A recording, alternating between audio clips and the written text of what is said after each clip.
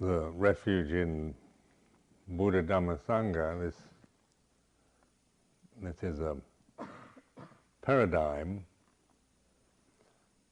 So it's like the Buddha is the knowing in the present. So it's like being born as a conscious entity in the universe. Each one of us, when we're born, is that we're operating now within a human form, a conscious entity in the universe. And this conscious entity we call ourselves, we give it a name, and we kind of create a personality around it, this entity. And therefore, when we become a person of various kinds and identify with the cultural conditioning, social conditioning that we happen to get from whatever family, whatever group we're born into.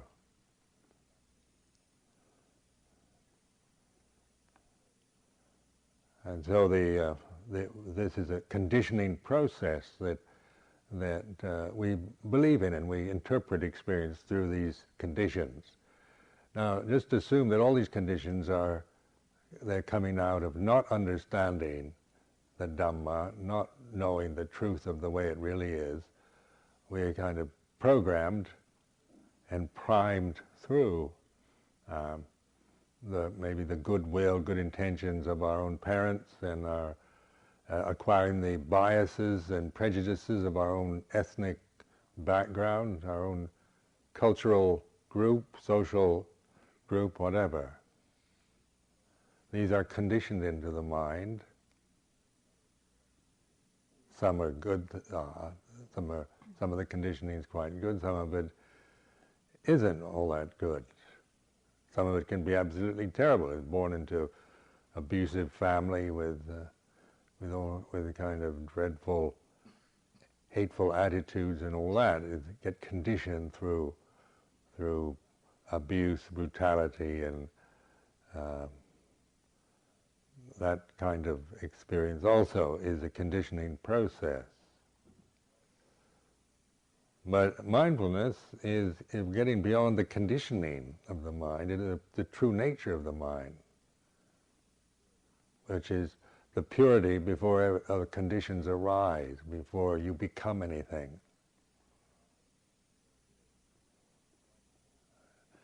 Like a baby isn't a person, it doesn't have a personality, doesn't identify itself as even a baby, or being an American, or being a male or female baby, isn't it? So the mind is not conditioned yet to see itself through perceptions, and we acquire this as this sense of ourself through ignorance of the Dhamma. So now we're awakening out of that ignorance, not understanding things as they really are.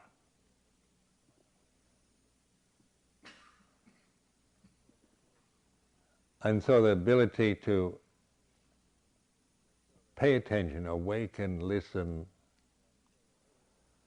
you're actually opening again that door to the deathless and to the purity of being before you become anything. So it's a state of purity and intelligence,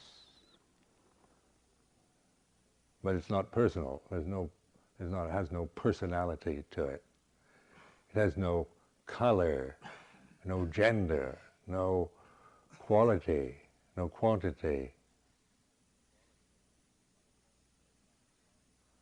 So it's like light, isn't it? Light itself, it is just light, and it has no color, but it makes color possible.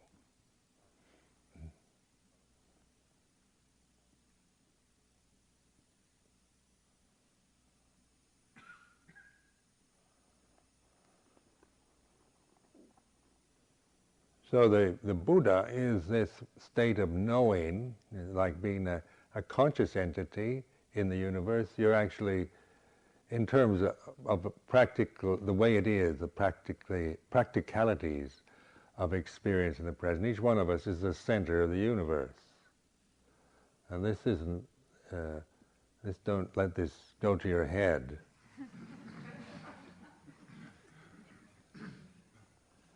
Because it's not based on my personality thinking I am Ajahn Sumedho, I'm the center of the universe, but in terms of experience, isn't it?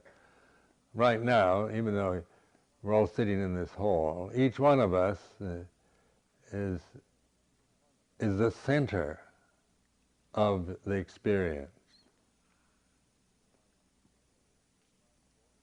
So my voice is in your mind, isn't it?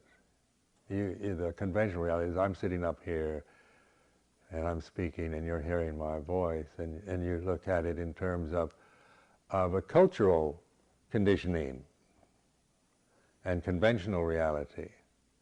Now we're getting beyond the conventional reality, the way it appears and the way we're used to, the way everybody agrees to perceive things, into direct knowing, direct knowledge, which is the Buddha knowledge.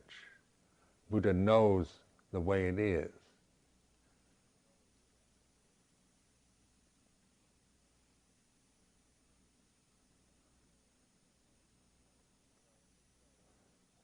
So in this way, it's important to recognize that the position of being a conscious entity born into a human body with the human karma and the sensitivity that implies in this sense realm that we live in, that the experience is that the universe impinges upon this form.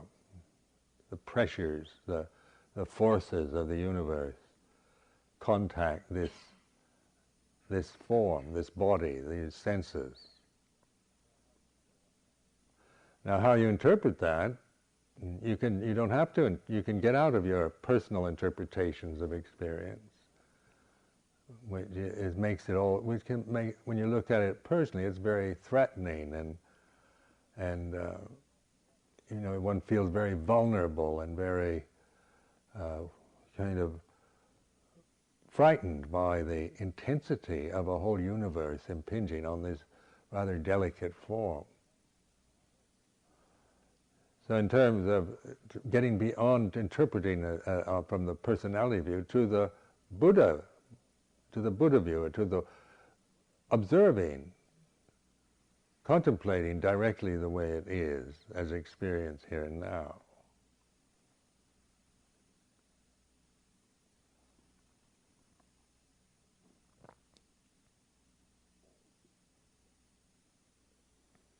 Now, it's important to be able to see that what direct knowledge, this is what you're using. It's not something.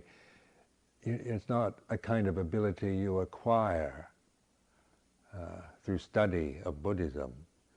It's something you learn how to use. Wisdom is natural to this state. It's not something you have to get. It's something you're developing a confidence in using wisdom rather than trying to get wisdom from Buddhist texts or from Buddhist teachers or whatever. And so on the personal level, you might think, well, I don't have any wisdom. I've got to study hard and practice a lot in order to become wise, because I've made so many stupid mistakes in my life, and I've got so many problems, and so I don't have any wisdom. Maybe Ajahn Sumedho has a lot of wisdom. That's the conventional reality. That's the personal interpretation, isn't it? That's personality view. So direct knowledge is knowing that assumption, I'm a person with a lot of problems, I don't have very much wisdom, I have to practice hard in order to become wise, is what? What is it in terms of the present moment? It's a condition arising, ceasing.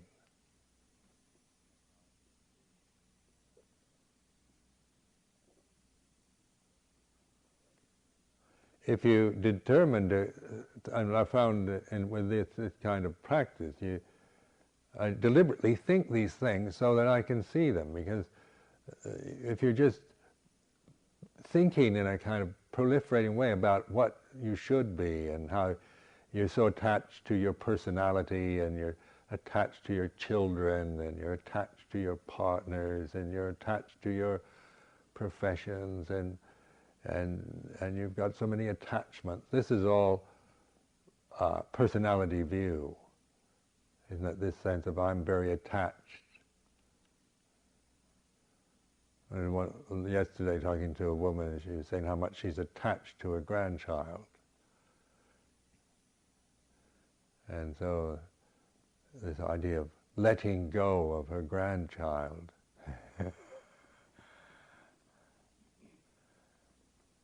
But this whole attitude of I'm attached to my grandchild is what it's personality view, isn't it? It's a conventional assumption. But in the present moment, this view can be seen, isn't it? It's a view. You can listen to yourself thinking, I'm really attached to my grandchild. There's a part listening, isn't it? And then there's this ability to think it. I am somebody who's really attached to my grandchild. And that there's the thing that the movement of the thought, but there's a listening, there's awareness around the thought. So the direct knowledge is in the awareness, not in the proliferating habits around the thought, about that create this sense of you as a person with that is attached to your grandchild.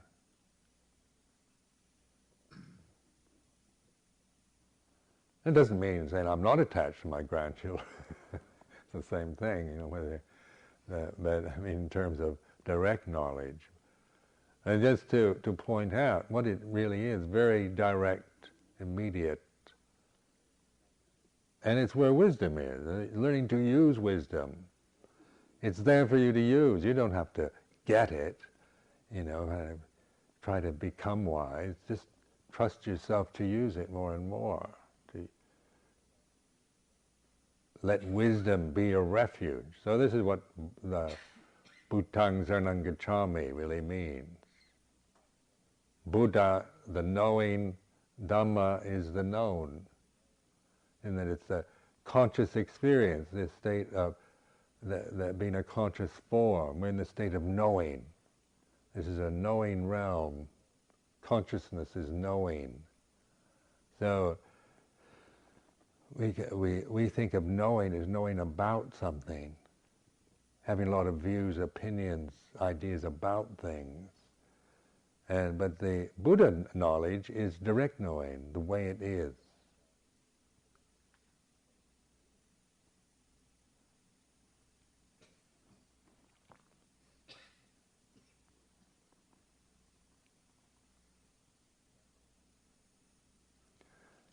So I'm not trying to convince you that you shouldn't be attached to your grandchildren, or there's anything wrong with being attached, or that we're not coming from the ideal realm about how you should be. If you were an arahant and perfect, then you should be like this, should be like that. And but that's going back to the personality view. Is an arahant a kind of more refined personality? Sometimes we create arahants in the mind. They're just kind of better forms of better people than we think we are. We think we create an arahant as somebody who's a lot wiser, a lot more wise, more mature than we happen to be. This is all still personality view, isn't it? So the directness of this is just observing that, all the prejudices you have, the biased views, the the positions you take, the things you think you are, the projections that you have about others. All these things are, well, if you really pay attention in your wisdom, you're seeing them in terms of what they really are, as conditioned phenomena arising and ceasing, because they have nothing to sustain them.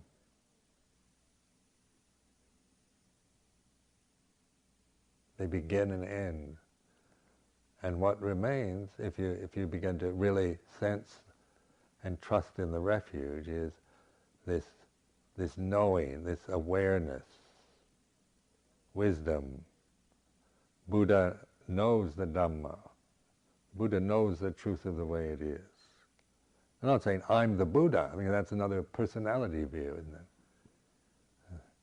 Go around saying I am the Buddha. That is a sure sign of madness. So to put it in a more palatable way, say take refuge in the Buddha, because we're not putting ourselves into we're not the I am, even though I am the Buddha is a valid statement. If it's still coming from personality view, then it's a form of madness.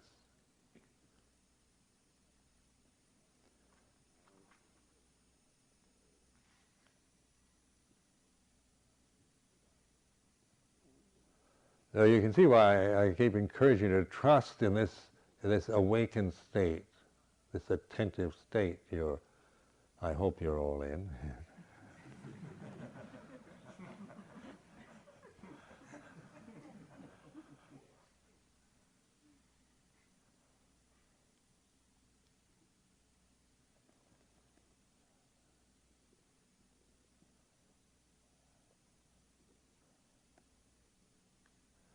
So then, in the present moment, is the posture, the grounding, the touching the earth, using the body, the physical body, that this body that we have to live with for our lifetime. So we're using this, but it's a helpful thing. It's something that can help us. If we look at it in the right way, we look at it in a personal way, then we suffer a lot from the body. Can any of us be as good looking as we would like to be, or getting old and hair falls out or turns gray or something, and vanity is a very cruel thing, isn't it? When you identify with your body and you look into the mirror and your critical mind goes off. Nose too big, eyes too small.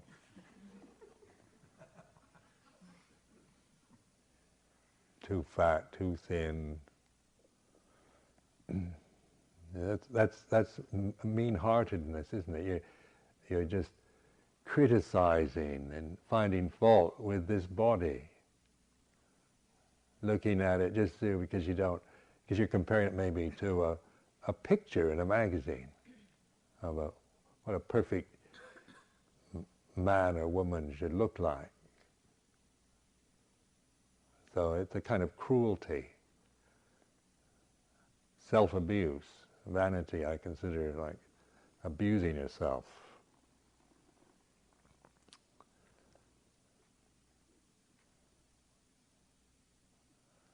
But wise reflection isn't cruel, isn't it? It's not demanding your body be anything, or feeling that somehow that you're inferior because your body isn't as good as someone else's, or isn't as attractive, or whatever.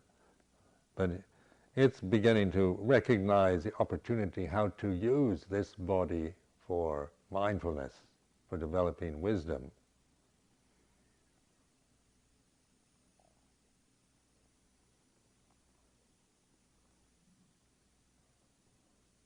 So touching the earth, being aware of just what it is to have a body, the weight of it, the qualities of a physical form, a sensual form, a form that feels everything. Now this is the experience of feeling. Sensitivity implies it's a pleasure, pain, neutral feeling. This is natural to this form. This is a sense realm we live in. We're born into a sense realm, sensitive realm, feeling realm. This is the way it is.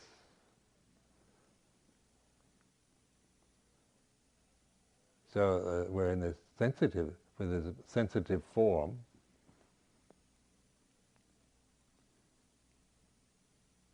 What can we learn from it? And so then we're beginning to contemplate it in terms of experience rather than in terms of it being personal. So it's like this. The four postures, the Vedana, the feeling of it, the sense experiences through sight, sound, smell, taste, touch, the mental states, memory, retentive, with being able to remember, have memories, language, thought, emotion, all around, put into this category of the five khandhas, or five aggregates, helps to contemplate the experience of namarupa, body and mind.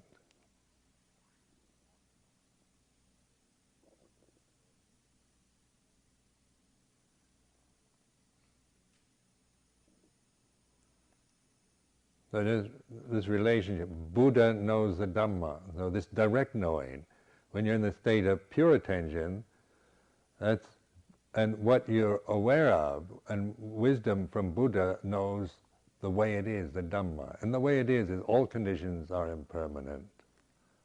Sape sankhara anicca.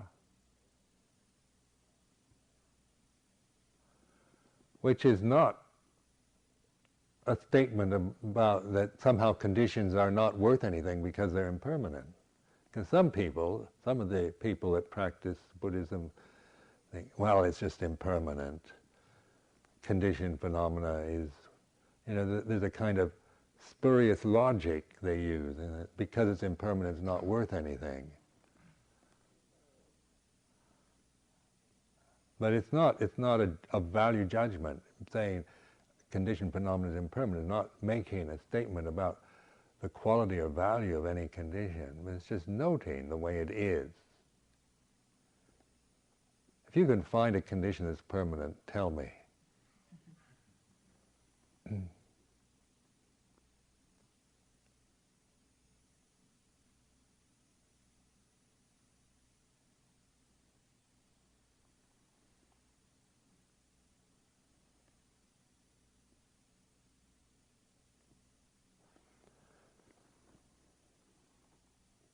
This sound of silence, the nada sound, helps to it's where you get to the edge, where it's like you're suddenly kind of in a state of this receptive openness.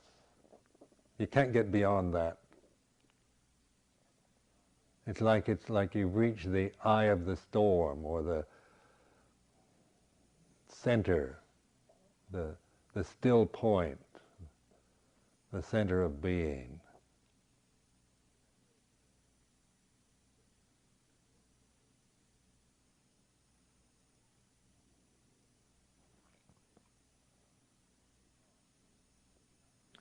So then thought whirls you out of that center. You get caught into your thoughts and emotions, and you're kind of back into the wheels. But as soon as you realize you're whirling around again on the wheel, and you can train yourself to go back to the center, to the still point of pure awareness.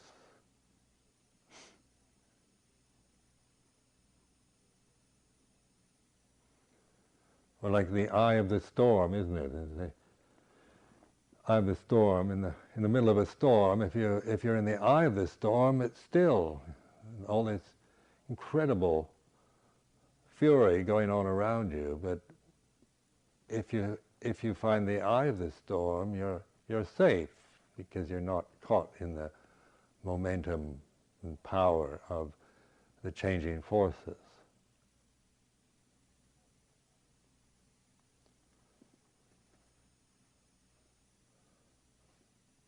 Another image that really meant a lot to me over the years is a kind of Mahayana image of a lotus in the midst of it that blooms in the midst of the inferno is indestructible. And imagine this delicate lotus flower, beautiful lotus flower, in the middle of this thing, blazing inferno is indestructible. The power of an inferno is terrifying, isn't it?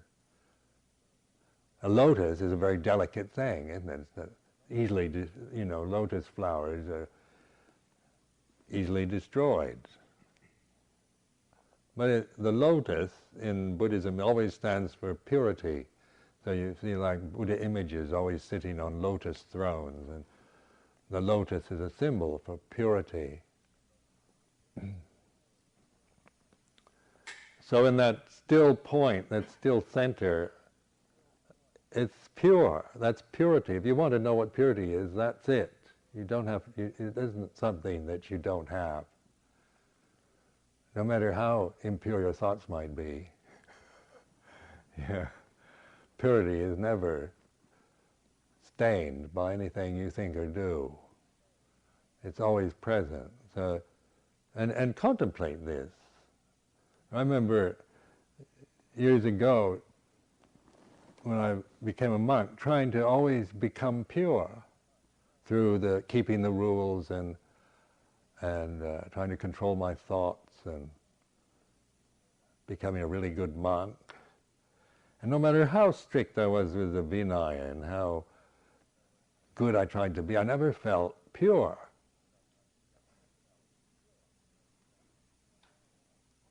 So purity seemed far away from me. It just seemed so remote a possibility because I was looking at purity as something that I didn't have, and that I had to get it through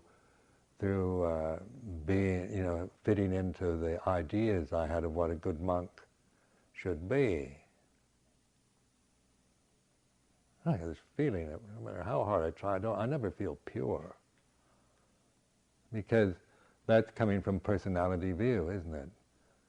The view I'm impure and I've got to become pure is personality view.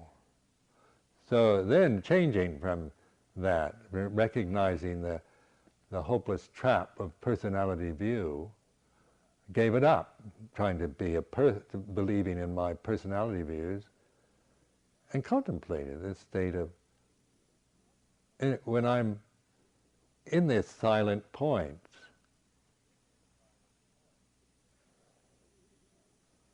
there's no self.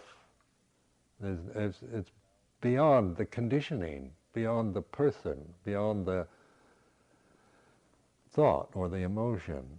It embraces it. It's not like transcendent in a way of being high above and beyond all those gross things in the world. It's not like that. It embraces. It has this sense of being a still point, a tiny point that encompasses everything. It's like a paradox. That's what intuition is, like a still point, invisible point that encompasses everything.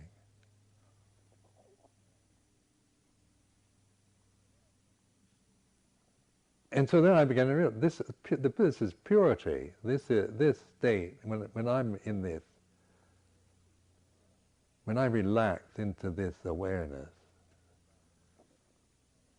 that's pure, and I trust in that purity isn't something that comes and goes, whether I'm aware of it or not. That's something else. But it's also very important to realize that that's your true nature. So you do have a real refuge that you can depend on to reflect all the kind of fears and desires and acquired habits that you have as a personality.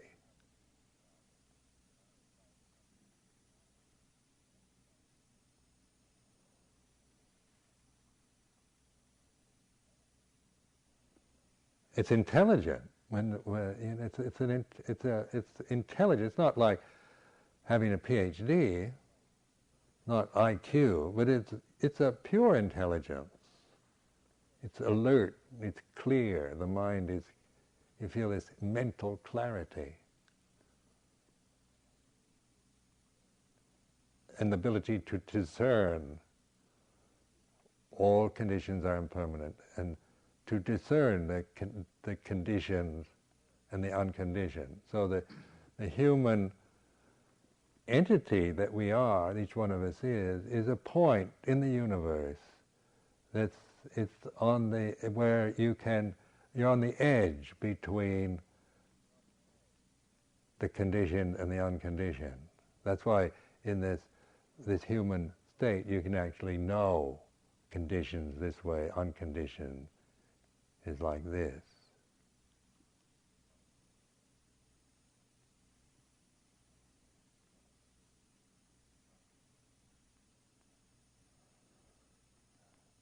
So this is why the human birth is considered a fortunate one. Ajahn Sumedho used to say, being born as a human being is very fortunate. And when I first went there, I was so cynical. I thought being born as a human being was a bad joke. I couldn't believe in God anymore. He's a joker. This is a joke. And not a funny one.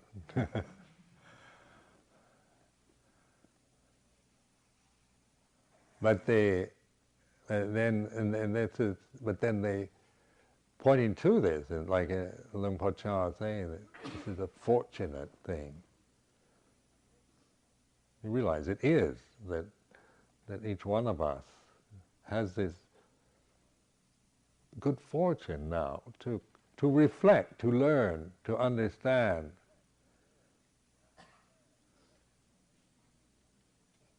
We're not just helpless victims caught in a universal system that just terrifies us, and we're kind of trying to survive somehow as best we can in the jungle.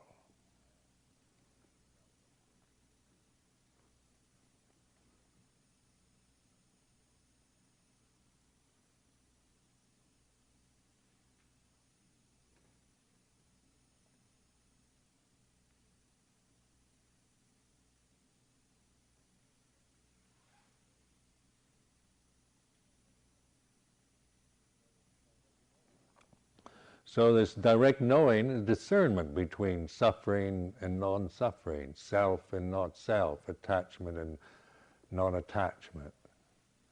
You have words like nibbana in Buddhism.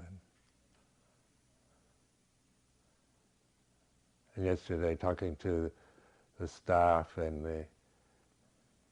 they're asking me, why do nobody ever talks about nibbana? And I've been criticized in Thailand for talking too much about nibbana.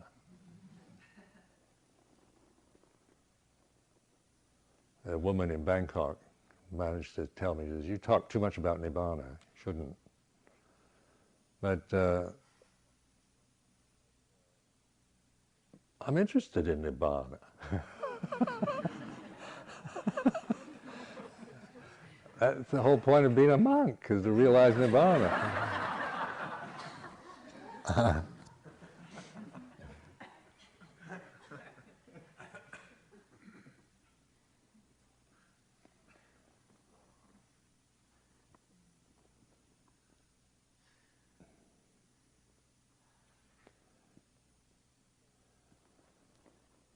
But it's one of those words that is easily, like it's become a kind of high state in the minds of, in Thailand, it's, for most Thai people, in a Buddhist country like Thailand, Nibbana is very high, you know, a realization of, that's very high and very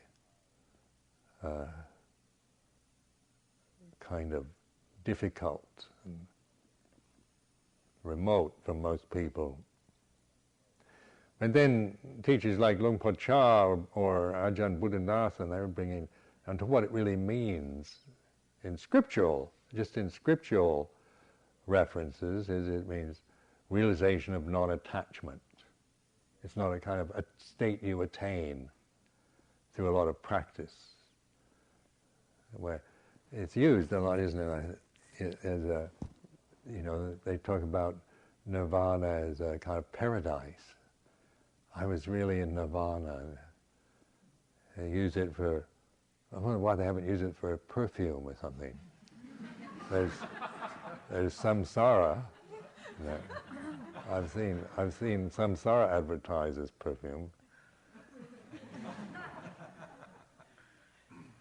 There's a rock group up in Seattle called Nirvana.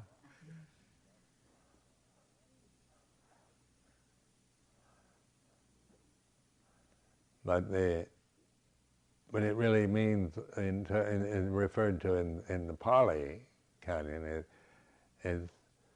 it's the means in the realization of non-attachment.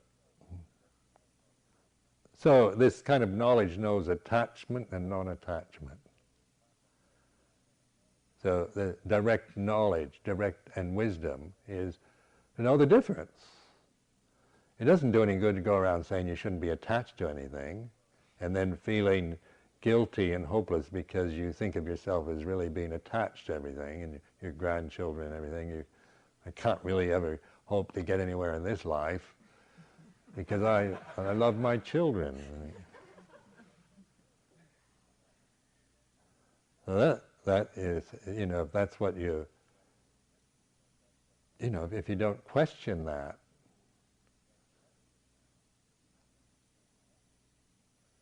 what do you really mean? What is the direct knowing in this case? Is that is a feeling, a thought that maybe you're attached to. You're attached to the thought of I'm attached to my grandchildren.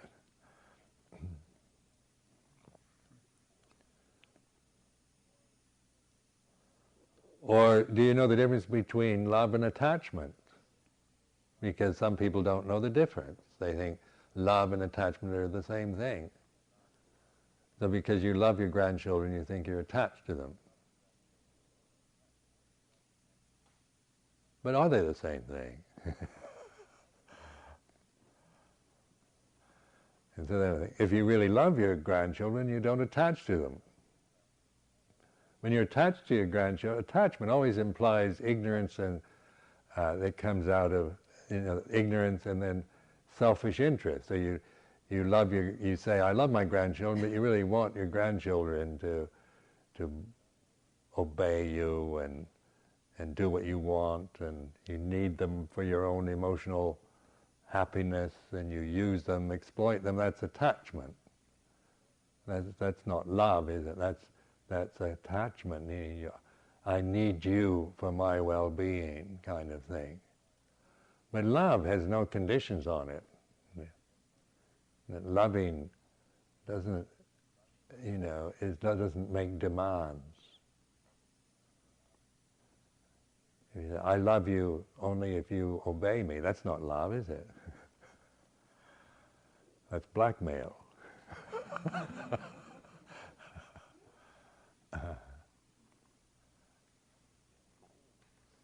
Contemplate this in the state of attentive awareness. You begin to contemplate, what do you mean by words like love, attachment, liking or disliking? So you even begin to think more clearly and more precisely rather than just thinking habitually, because thinking becomes just a habit for us. The English language, if it's your native tongue, just becomes we think we understand it because we're habituated to thinking and speaking in English, but sometimes we don't even know what we're saying or how to use the words correctly. So words like love can mean almost anything, from to lust, to greed, to attachment, liking or whatever, or the unconditioned love.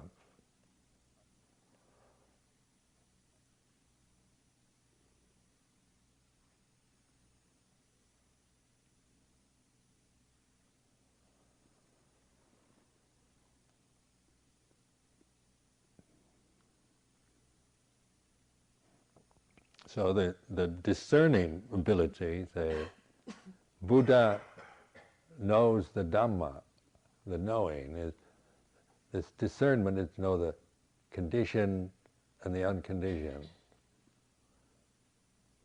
the created, the uncreated, the compounded, the uncompounded, the death-bound condition, the deathless reality,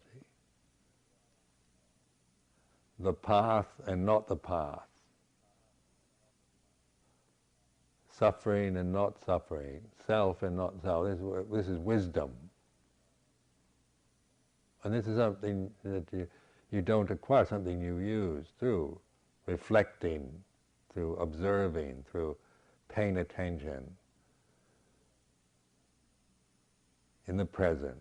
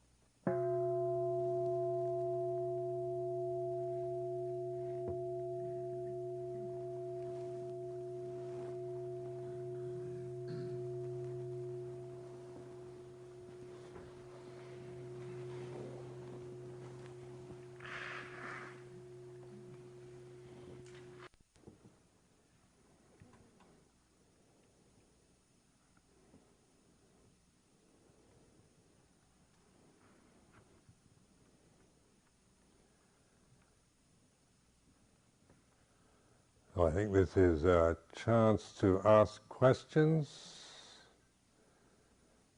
during this period. If you have any questions, which probably none of you have.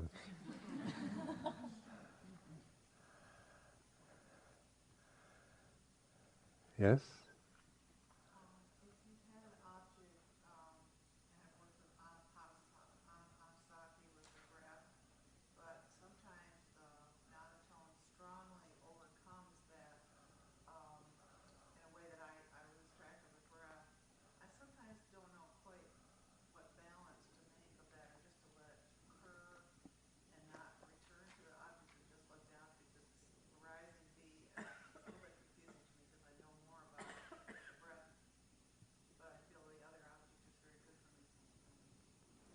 Well, it's where you just experiment, see what is useful. Like I found the nodded tone more useful in terms of giving a kind of expansive awareness and calm, where I can also, in that, gives a space and in which to investigate, like self and non-self, and where you can actually kind of observe what self really is as an experience, rather than you thinking that you're a self, or kind of as an ongoing thing, and where you begin to see when there's silence, there's attention, there's mindfulness, there's no self. Then when you start thinking about what I like, don't like, then you realize there's a self arising. So you're able to get a clear view of what is self, what is non-self, and that gives you a confidence to develop. You see the suffering from being a self all the time. Then your path is very clear. That this is the path, non-self, because there's no suffering here. And when I become somebody again, then I start suffering. There's no point in suffering if there's a way out of it.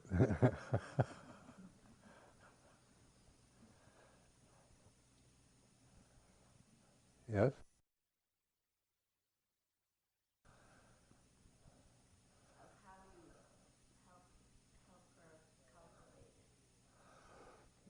Well, with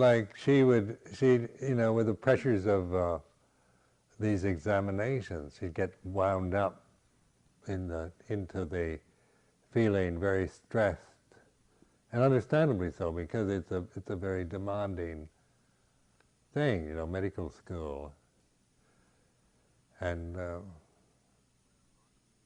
where a lot of medical students would take to drink, she tells me,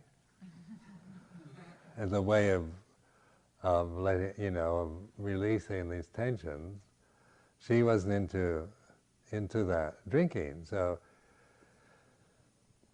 she was able to, just by meditating, learning to meditate every day and to relax into that silence, and let go of these, because in that silence you can actually let go of the worries, the anxiety about these examinations. You're actually kind of embracing these feelings, so that you're not just trying to get rid of them or being caught in them. And that gave her a balance to be able to study and do the necessary things to pass examinations, and balance that out with a skillful meditation where she didn't have to take to drink to relax, where she could begin to understand herself even better, see where she, how she creates tension and anxiety, and how these things do not help you to pass examinations. you can become paralyzed, so that you. And I've seen this happen. I remember when I first went to London. There was a Thai woman, Thai student doing a PhD in London at the University of London, and she got herself in such a tense state she couldn't do anything. She is just rigid with tension. She couldn't study, and she was just so anxious and caught in this terrible anxiety that she didn't know what to do. So I taught her meditation, and then she found that helpful. So when she got a PhD, she dedicated her thesis to me. I'm quite flattered by that.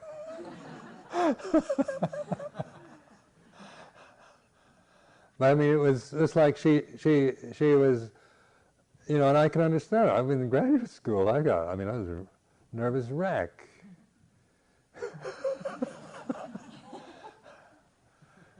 I wish I knew how to meditate when I was in university.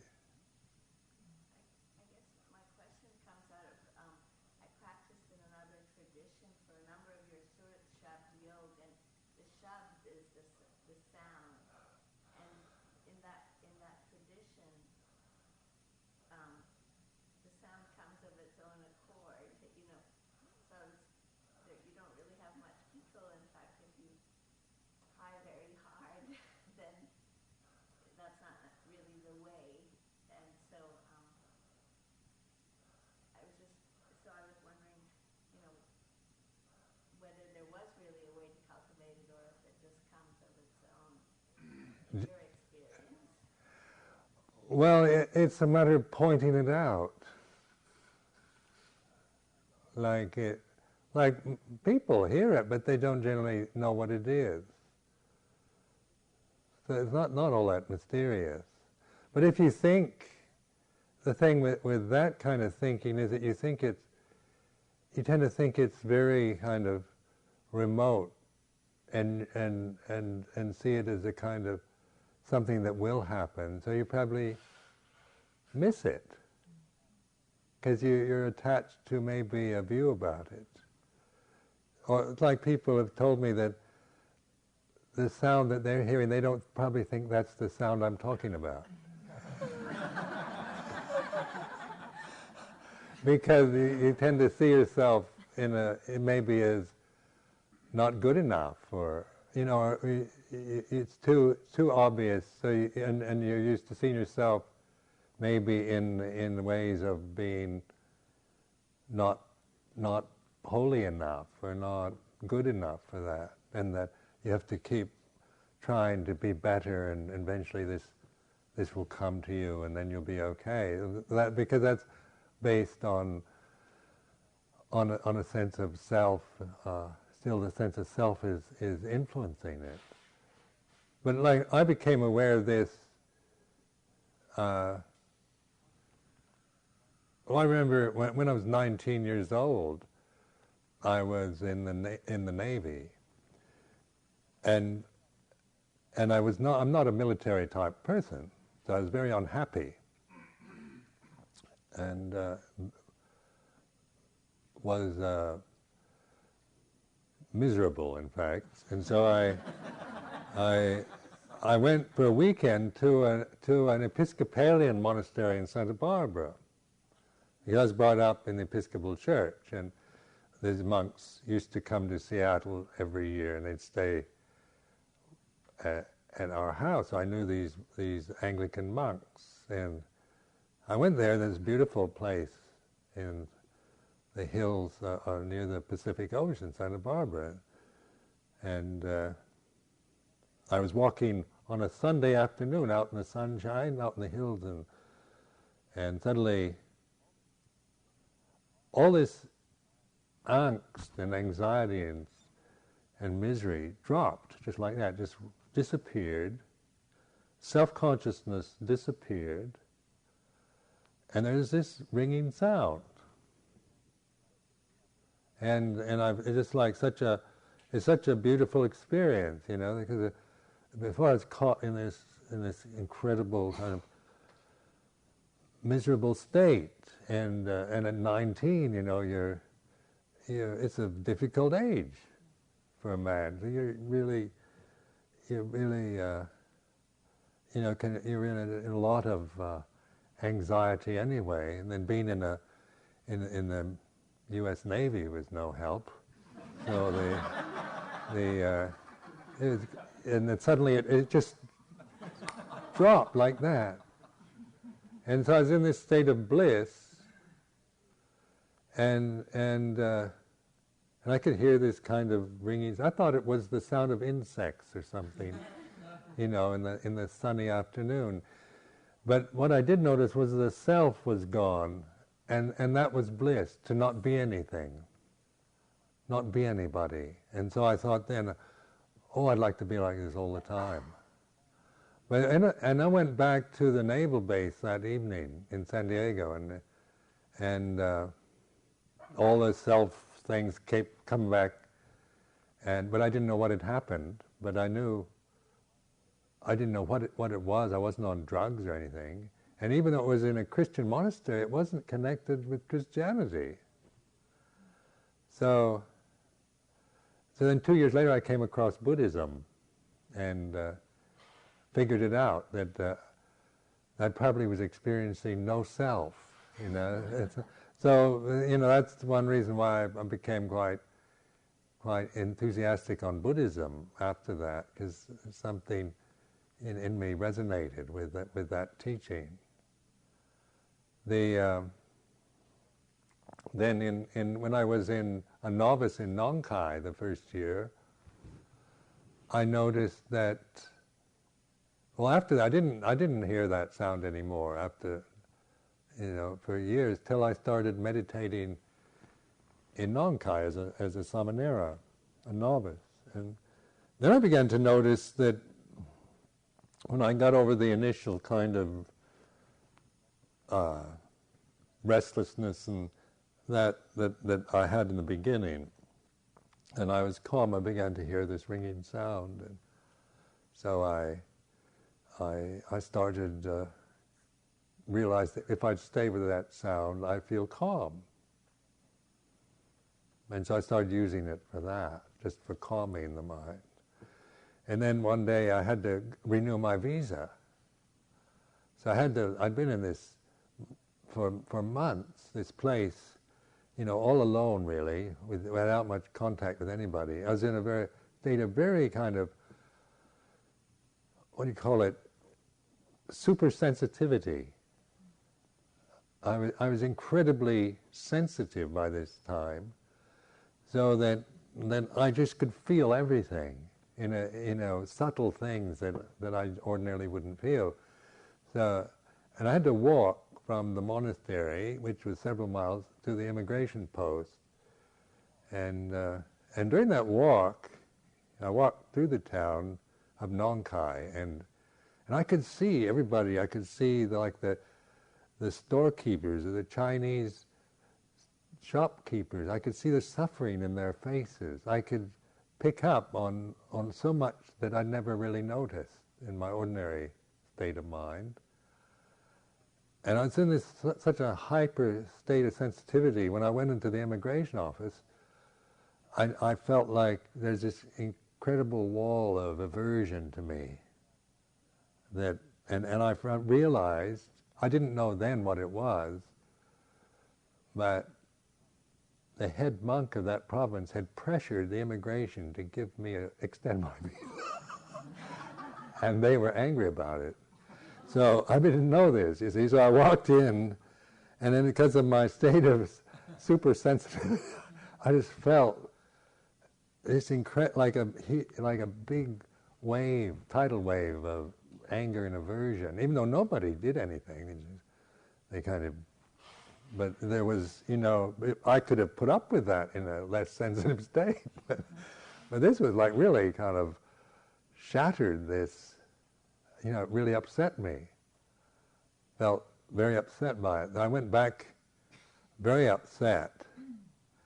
to the monastery, and then it took me a while to get back into the state of calm again. But and then in London, when I went to London in '77, I remember the first year in London was difficult because there was a lot of when I accepted the invitation to go to England, I didn't know what I was getting into. When I got there, then I realized all the problems of this group that invited me. And there was, in the council of the trustees of this English Sangha Trust, there was a war going on. and somehow I was in the middle of this battlefield. And the meetings they used to have, the tempers were flying and accusations were being made. And I'd been a monk for all these years, and this is exactly what I didn't want. One way to become a monk was to get out of meetings like that. So I kept thinking of, aversion to this place, a lot of aversion to it. And then I remembered the nada sound, so I started using that. And it was like I was walking down, it was in northwest London, in Hampstead, which is the northwest part of London. It's on a hill. I was walking down this hill, and suddenly this nada sound just came at me out of thin air, and just kind of, I'd forgotten all about it. And suddenly it just like it was saying, remember me. Oh yes. And so then I began to use this in these meetings with all this acrimony going on. I could stay centered in myself through resting in this sound. And I could take in what was going on. It wasn't like I was shutting myself off, but I was not wobbling in aversion to the things that were being said. That was quite amazing. As I realized how to deal with a situation that before I didn't know how to cope with those kind of scenes very well. So just learning from it. Now it's like and then applying it in terms of Dhamma practice, of use it as investigation because it gives you perspective. Using that as a kind of like the unconditioned, because it has this unconditioned quality to it. It's expansive. It has immeasurable. It's here and now, and it doesn't cut you off from anything. It's embracing the moment, so that, like now I can hear the nada sound and still be talking. So it's like space, It's not like if I do anapanasati, right now I have to forget you. So I mean, because that's a conditioned thing, the breath. So the nada is like a kind of entry point into the unconditioned. That's how I've used it. And it works very well that way, because then you begin to recognize, you can actually investigate. Like I was saying to this woman here about self and non-self, and suffering and non-suffering, and attachment and non-attachment. So you begin, then your wisdom faculty starts being activated.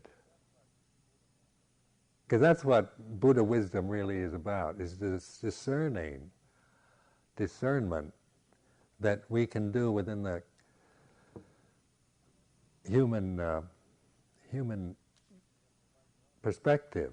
Because we're on the edge between the conditioned and the unconditioned. And that's one image I found. Like in T.S. Eliot's poem, to apprehend the points of interest of the time with the time, intersection of the time with the timeless is the occupation for the saint. I mean, it's like the point of intersection of the of time with the timeless. It's like in the human, this mindfulness in the moment, like the intersection where time and the timeless intersect. So you can look at this, at the time-bound things like your thoughts, feelings, sensory experiences. You see them as anicca, dukkha, anatta. You know, you're looking at the time and then the timeless. So it's like this. It's the point of intersection, this human present moment. And it's like the Buddha is at that point of intersection and can discern the time and the timeless, conditioned, unconditioned, self and non-self, suffering and non-suffering, grasping and non-grasping.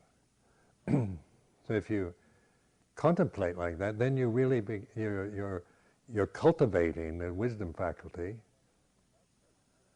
So then you naturally see, well, no self, no suffering, unconditioned, nibbana. All these are non-grasping. You realize this is the path, here and now.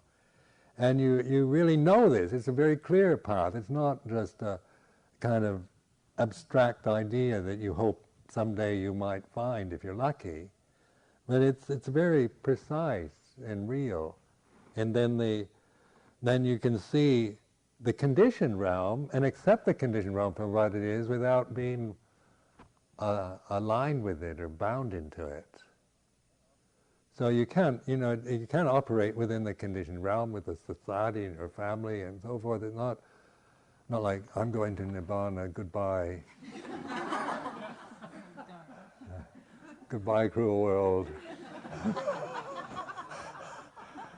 I'm fed up with you. And even though you feel like that sometimes, but that's still the self. You know, if I hate the world, that's the creation of myself again into the world. So it's not a matter of despising the world or the conditioned realm, but knowing it for what it is. So you're not just being stuck and bound into an endless circular motion of samsara. Like the word samsara in Pali means this endless cycle. Like if you look at the way you're thinking, you just go around and around with conditions. One thought goes on to another thought, and it just goes on and on and on. So the samsara is like endless cycles. They just keep going around and around and around and around. Nibbana is where you let go of the cycles. You're not getting rid of the cycles. You're not like smashing them and demolishing them, but you're letting go. You're letting the cycles still cycle, but you're not attached. You're in that still center. And that's where you belong. And you'll find that's your natural home. Well, how many of you really feel at home here as a personality, as a human being? Ask yourself. I don't. I've never felt at home as a person, or that I belonged anywhere. But in the silence, then it's a natural state where I feel at ease and at home there.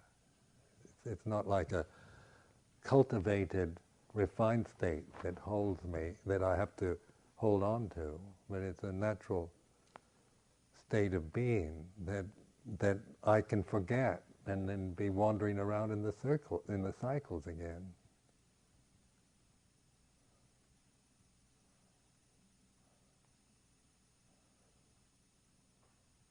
Yes?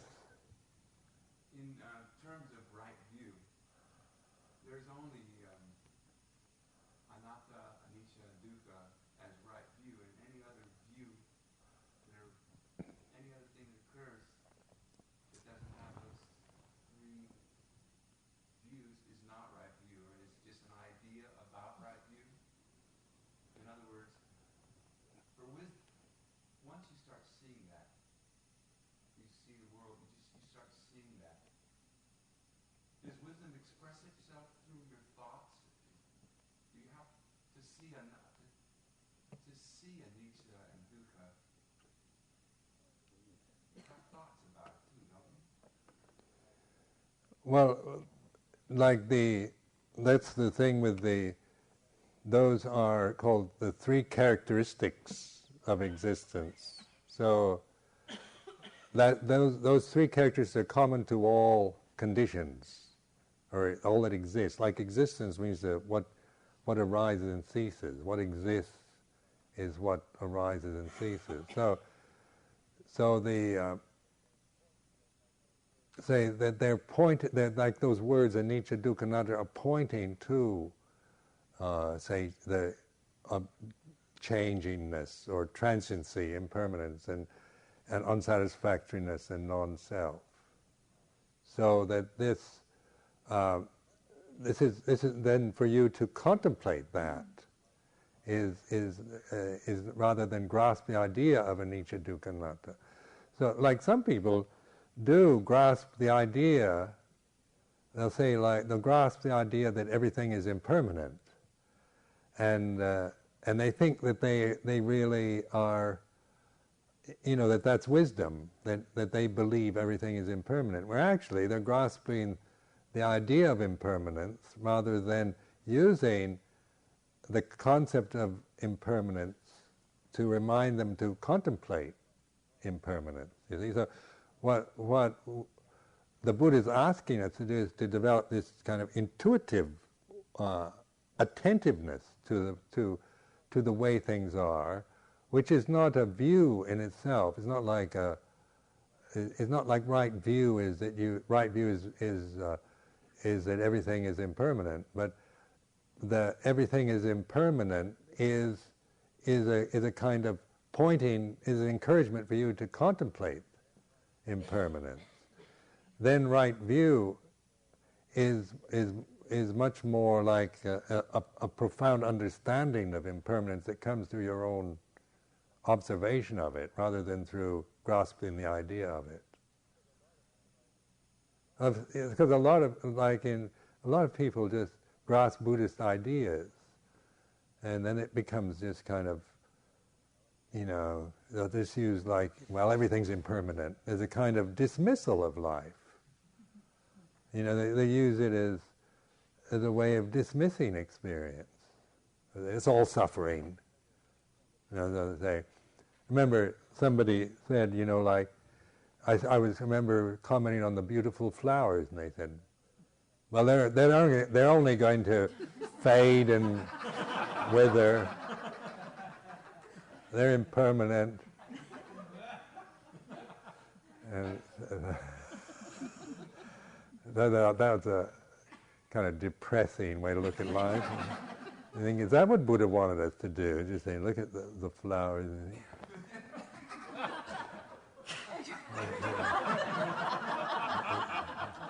They're only going to get old and wither and rot and stink. Is that contemplating impermanence, or are you just taking a position? Or is the the beauty of flowers is still beautiful? But if I ask those flowers to be beautiful for me, and then when they don't, then they start fading, then I get upset because I made a demand on them that they can't fulfill.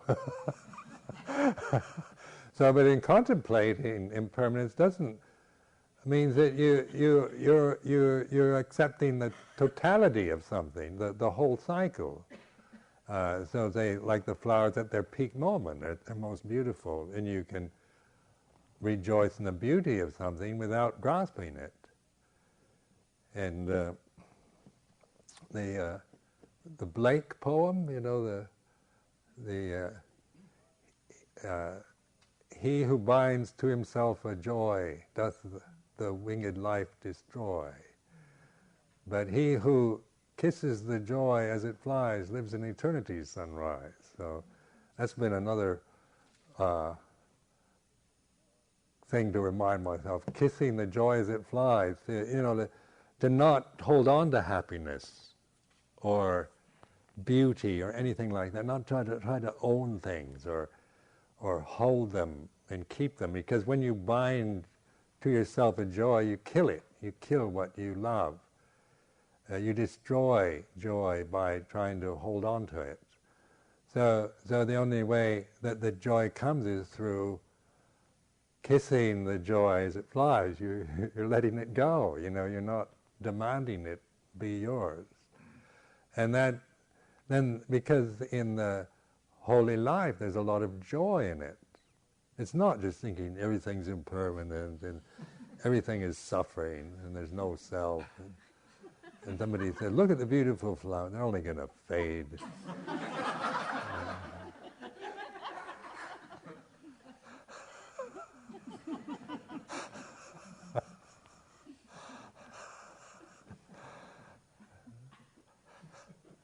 That's a real killjoy, isn't it? Yes? I'm interested in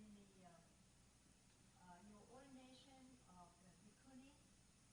I'm just wondering what is your intention as far as reestablishing the lineage, say as comparing to the Buddhist time, or is this going to be another Mechi situation as the time? Well, you can't. There's no way you can. In the Theravada, that they'll let you establish bhikkhuni order. So like Sister Suna's not bhikkhuni, but they're like 10 precepts, like samaneri, and so that they're on 10 precepts. And then we've developed a training discipline around that, like based on a lot of the bhikkhuni vinaya, but it's more. It's not. We can't call them bhikkhunis, because in Theravada Buddhism, there's a strong reaction to that you can't establish bhikkhuni order. That only a Buddha can do it. But there are various opinions about establishing bhikkhuni order in Theravada, because in the Mahayana school, especially Chinese Mahayana, there's bhikkhuni orders that trace their lineage back to Sri Lanka, in fact, to bhikkhuni ordination in Sri Lanka.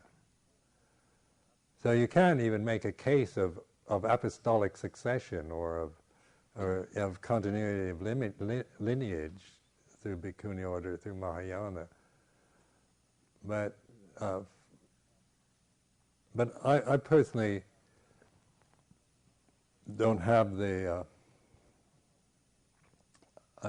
I'm not particularly concerned on that level. I'm mainly interested in providing ways of developing mindfulness and helping people to develop an enlightened mind.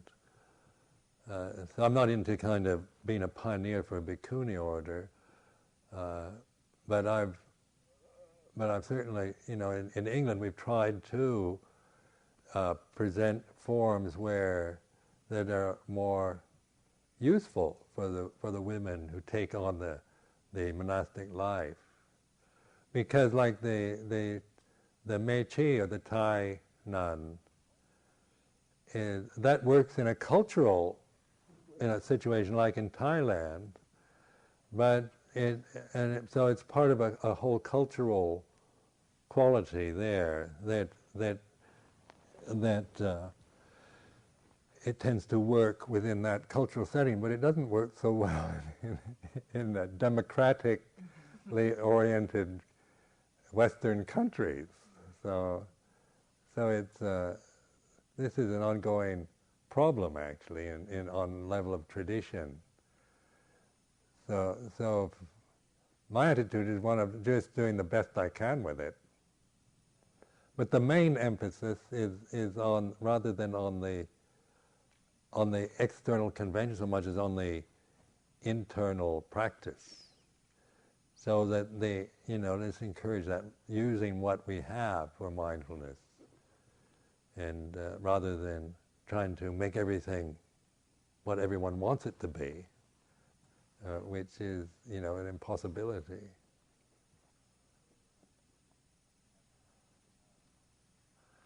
I don't know how much, how successful it will be. Time will tell. Yes? What makes this practice a religion for you, as opposed to just a technique? Last night, Sister Sundara, speaking about in Thai, has a very simple view of there's skillful thinking and there's unskillful thinking. And I wonder where it goes. It makes the leap from simply being a technique that we practice over several days, and we can develop this, and then goes into the realm of the metaphysical, and opening the gates to the deathless and all that. Where does it become a religion for you? Well, to me, a religion, the word religion comes from the Latin root religio, which means a bond. So it's like a binding of some sort. So it's a religion is a vehicle that points to the deathless reality. So it used to be, like in the West, we think of religion as believing in God. So that, Christians oftentimes think Buddhism is not a religion because we don't have a concept of God. So that they think we're not a religion, we're a humanistic philosophy. I've heard that from many people. But that's just because religion in Europe and America has mainly been through believing in a deity, in a God, in a creator God, in having a theology and so forth, a metaphysical, a highly developed metaphysical doctrine. And yet the Buddha approached the religious question from almost the opposite end of the Judeo-Christian one, which is one is starting at the top, the Buddha started at the bottom. This is how I see it. To be a Christian, you have to believe in God. And in Buddhism, you say there is suffering. So suffering isn't a belief. You don't believe in suffering because suffering is a common experience that we all have. So it's not a matter of. So it's not a metaphysical truth. It's a noble truth. Suffering is a noble truth, and it's the most common experience we all share, whether rich or poor, male or female, whatever race, nationality. It's a common, from at the time of the Buddha to the present day, suffering is the same thing. We suffer in the same ways. So the noble truth is to understanding suffering, which takes you to a metaphysical realization, which is the deathless.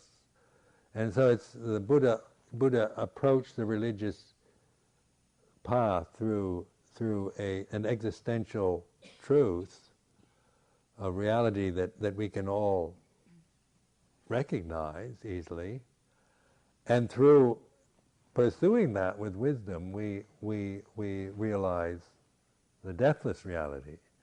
So, in terms of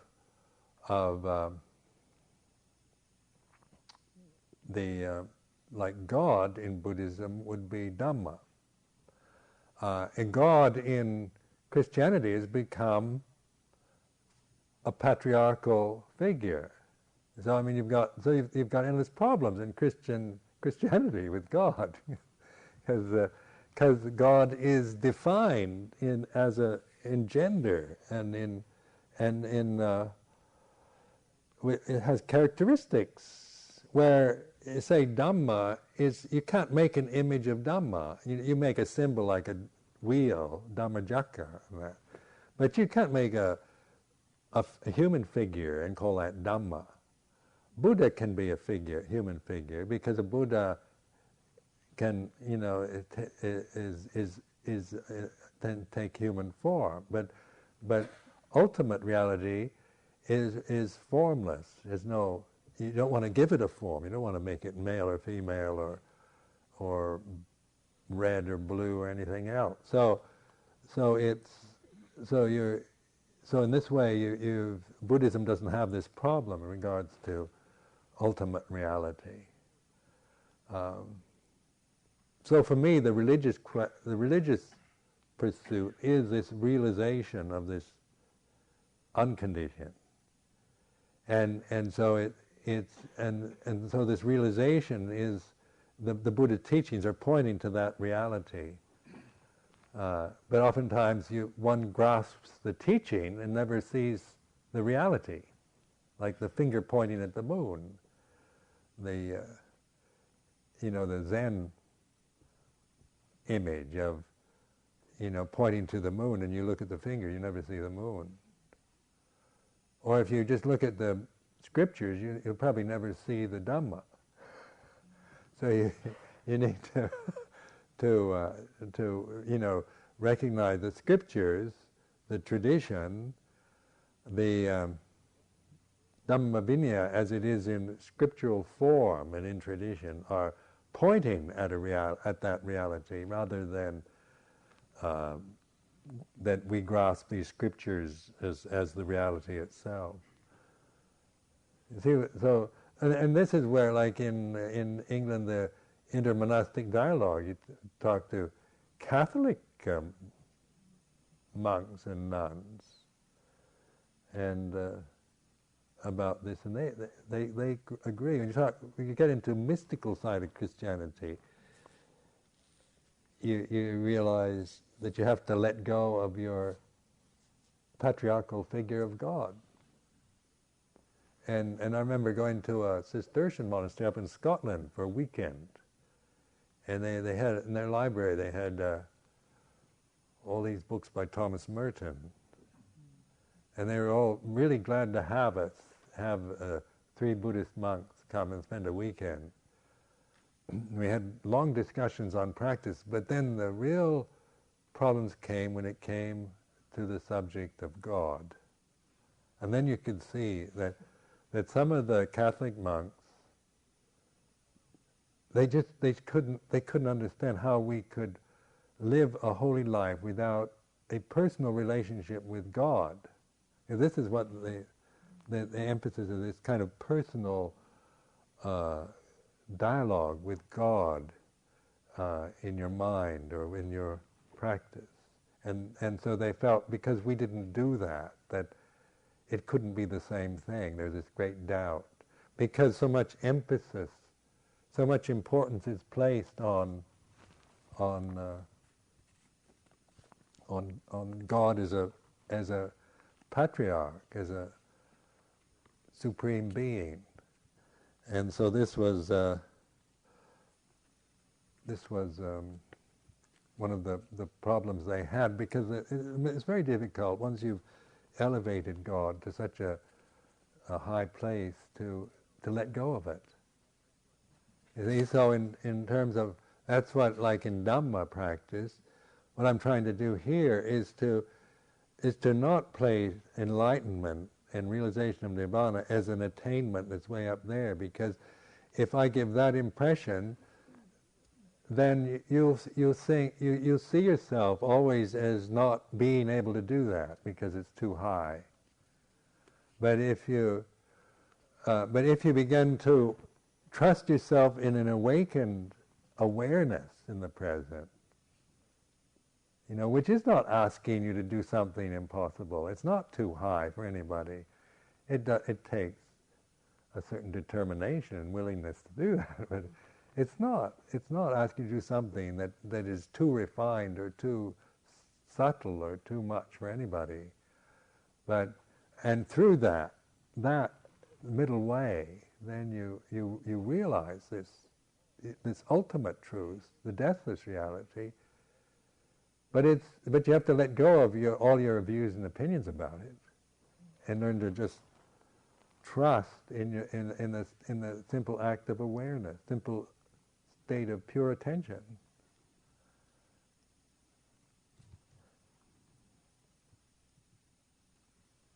The question I have is how do you get away with what you classified as annoying, but I'll put behavior after the end of it?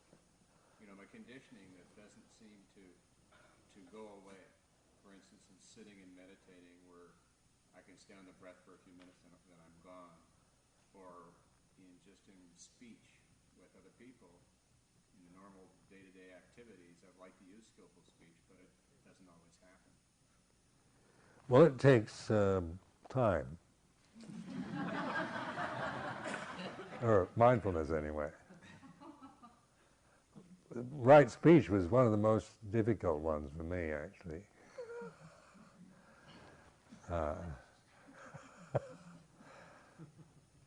But because speech kind of comes out so quickly before you even,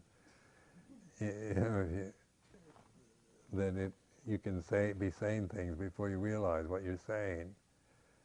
So, but it does. After a while, you become, as you keep cultivating this path, you develop more confidence. And then sometimes you do think you're not getting anywhere, but you can't believe those kind of emotions. Because emotionally you're programmed for worldly things. Like your emotional habits are around the sense of yourself as a person, about attainments and achievements, about successes and failures, and about your whether you're an important person or not important person, and acceptance and rejection. So I mean, there's all the emotional habits are conditioned for worldly experience, and now you say the worldly experience. You're doing the opposite. You're letting go of the world. So emotionally, that can be very threatening. You can feel, I'm going to dissolve into nothing, or this is useless, or what's this about, or if I just let go of everything, I'll disappear into a void of nothingness. Is what it seems like to oftentimes emotionally, because it seems like all the things that make you a person are important. That I am this. This is my identity, and these are important for me to hold on to this. And that's emotional. But as you begin to give less importance to those emotions, not just to dismiss them but to recognize that they are conditions, and you're no longer believing in them, and so willing to trust what your emotions tell you, because now you're developing your wisdom faculty. So and the wisdom faculty isn't from emotional habits, but it's a direct knowing things as they are. So this is why I emphasize trusting your ability to pay attention and to observe, and to even see your own doubts about your own progress, or your inability to be mindful enough, or your lack of ability to use right speech. These are all perceptions that come and go around the self, So you can begin to even use those kind of doubts and reservations as mental objects that you can begin to recognize with wisdom, rather than being caught up in believing them. Yes? I need a little clarity around mind so I can stop thinking about it. I understand mind to be a faculty, but then you said the body's in the mind, and I come from also this New Age culture where there's a universal mind, and so mind has many different connotations to me, and I'm really unclear about what you're referring to. If it's a faculty, how can the body be in it? And is there like a higher mind, or just the words here? Could you speak to that, please? Well, we want to grasp a perception of ultimate reality, but so I mean, but the Buddha actually seemed to avoid things like higher mind and like in Hinduism, you have the big self and the little self and the Atman and so forth. And the Buddha seemed to not want to use those kind of terms. So he actually presents no kind of metaphysical speculations. Like Hinduism is a very metaphysical approach to, to talking about the ultimate and the absolute and the big self and the overmind and universal consciousness, things like this. The Buddha never in one scripture he did point to the what he called the Vinyanang Anidasanang Anantang Sappado Pabang, which is consciousness that is unlimited and deathless and radiant. But there's only one reference in the whole scripture. And so people grasp that. But the value I've found through the Buddhist approach is just seeing that very desire to have a concept, to apply to ultimate realization. Where Buddha was using it more through like non-grasping, like Nibbana means non-grasping, non-self. And it tends towards, logically towards a kind of annihilationism. But in terms of, but we're not approaching it logically anymore, but intuitively. When you let go of everything, including the desire to know about the true nature of mind and what it's called, then what's left? And this is why I keep pointing to this trusting yourself to realize that, not your ego. Because like just in any moment, like when I let go of everything, what's left is a pure state of attention and intelligence. It's not personal anymore. It's not mine. And I began and as I see that more and more and reflect on it, then I don't need to have a name for anything anymore. It's like knowing without perception.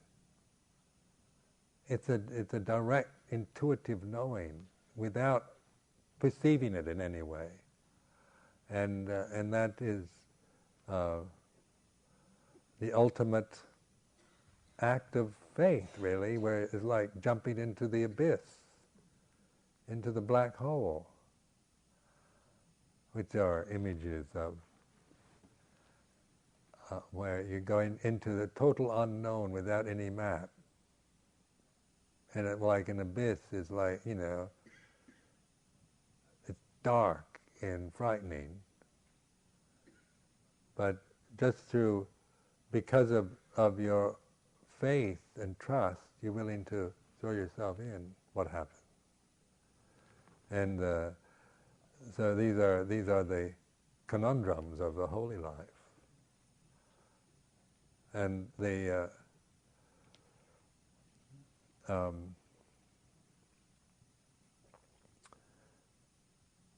like in the crucifixion,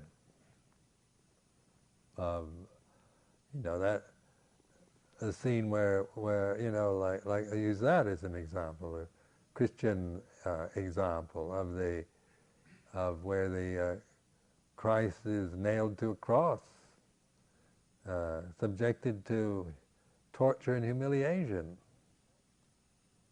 These are the things we're most frightened of. Stripped naked, made fun of, and tortured, and then the forgiveness. He says, "Forgive them, for they know not what they do."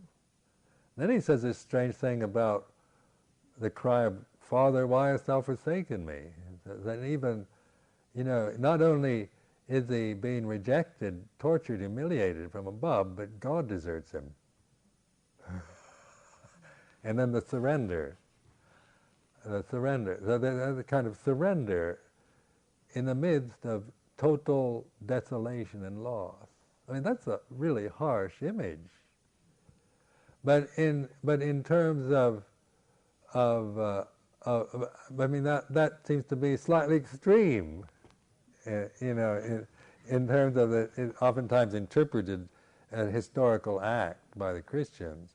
But in terms of a historical event by the Christians, but in terms of spiritual development, what I call is that more and more, as you see through the pain and the suffering of your attachments and the body, the identity with your body, with your emotional habits and thoughts, and when you really see the suffering caused through attaching, then it becomes, your faith in this path becomes very clear, and you realize that this path is here and now, it's ever present, it's deathless, timeless, it's realizable before you die, and it's always, no matter what happens, no matter how much you get tortured, abused, humiliated, and deserted and betrayed, it's always here. So I mean that. but that for you to know that rather than believe in some kind of deathless reality as an abstract idea, that doesn't work. And then you need more like maybe to personify that as some kind of holy figure that loves you and that gives you a... But then even with Jesus, that deserted him on the cross, that the belief in a holy divine Father that loves me, that deserted him at that moment. That image was lost. But then the act of faith was in surrender, and to the suffering of the cross. So in terms of just our own practice, I just apply that in new ways. I hope I don't have to be crucified or experience such a miserable thing in my life, but if I can deal with just the ordinary irritations of monastic life in that way, I mean, I don't want to be put up on a cross. But how well do I do in just daily life in the monastery? Can I forgive people for they know not what they do?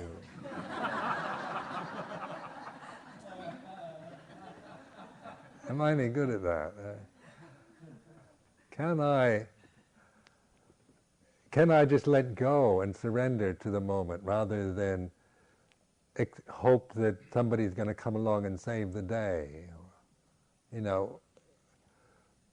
Or expect intervention from outside. I need, something out there to come and help me through this. How much is just surrender and just trust in the simple act of awareness in the present, no matter what the pressures and the demands of a community can be, or the little frustrating irritations that every part of human experience. So I decided to work with these things, because these are more real for me than waiting until the big moment when somebody decides to crucify me, which is very unlikely to happen. Yes?